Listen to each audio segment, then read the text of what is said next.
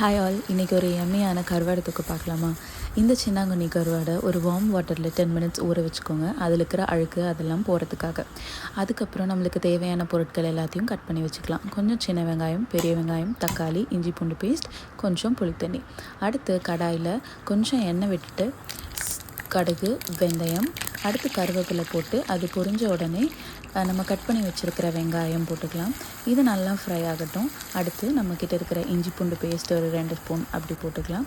இதுவும் கொஞ்சம் ஃப்ரை ஆனதுக்கப்புறம் உப்பு, மஞ்சத்தூள், மிளகாய்த்தூள் அண்ட் தனியாத்தூள் ஒரு 2 ஸ்பூன்.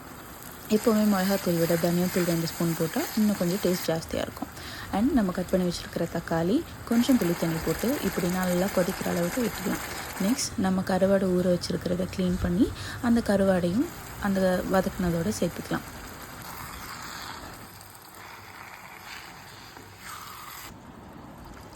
ஆல்ரெடி நம்ம கருவாடை ஊற வச்சுருக்கனால கொஞ்சமாக தண்ணி போட்டு அந்த மசாலா கூட மிக்ஸ் ஆகிற மாதிரி அந்த கருவாடை நல்லா மிக்ஸ் பண்ணி விட்டுடலாம்.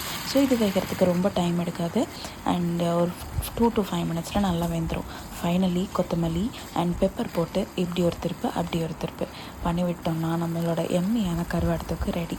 ஸோ அது கூட இப்போ சூடான சாதம், ஒரு முட்டை வச்சு சாப்பிட்டா சூப்பர் எம்மியாக இருக்கும்.